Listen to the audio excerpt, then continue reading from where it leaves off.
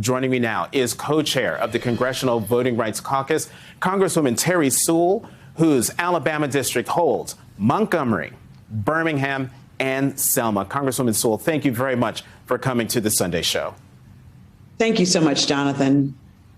So I made the point just a moment ago that history isn't linear and that advancement is never, usually always on a positive trajectory. As the member of Congress who represents the three major cities of the civil rights movement that Dr. King led, where do you see things going? Well, first, Jonathan, I think that now more than ever, we need to heed the words of John Lewis. You know, John said that the struggle for voting rights is not a struggle for a day, a week, a month, but it's a struggle for a lifetime. And as you rightfully said, progress is 5 steps forward, 3 steps back. It is not linear, and it does require demand. And so what we must do is not be deterred.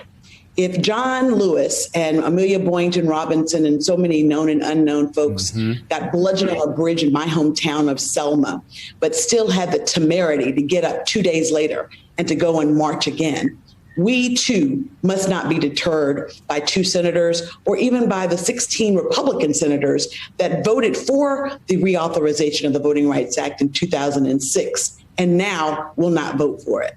You know, I think that it's really a high sign of hypocrisy.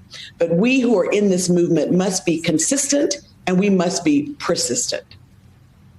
What do you say to members of the Democratic Party, faithful members of the base, who are tired of always pushing, and never seeing anything happen? Well, first, I guess I disagree with the premise. Yes, we have to push, but we do see things happen. We saw in Georgia the election of 2 senators, one Black and one Jewish. We saw Georgia give us the presidency, give Biden the presidency. So our vote does matter. And I just want us to remind ourselves that we can be frustrated, we can be tired, but we cannot give up. And I think that that is the history of the 3 cities that I am so honored to represent, the history of Birmingham, Montgomery, and Selma. It's of ordinary Americans who dare to make this country live up to its ideals of equality and justice for all. We as Americans... Go ahead, finish your thought. Well, we as Americans cannot allow, our democracy is fragile, as you have said, but it only change in democracy that occurs when the American people demand it. And so we must continue to demand it.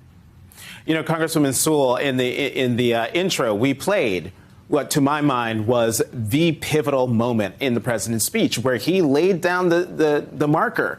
You're either with John Lewis or you're with Bull Connor. It was stark language, and a lot of people were not happy with that. I would love to, Democrats and Republicans thought he went too far. To your mind, did the president go too far in laying out that stark language? I don't think he did. You know, I was honored to be with the president and the vice president in Atlanta. And I wanted the president to be emphatic. And he was bold. He was clear. He said that, do you want to be on the right side of history? Do you want to be on the side of John Lewis? Or do you want to be on the side of Bull Connor? I thought it was a stark comparison, but it was one that was necessary in order to jolt the imagination about where we are in this time in history.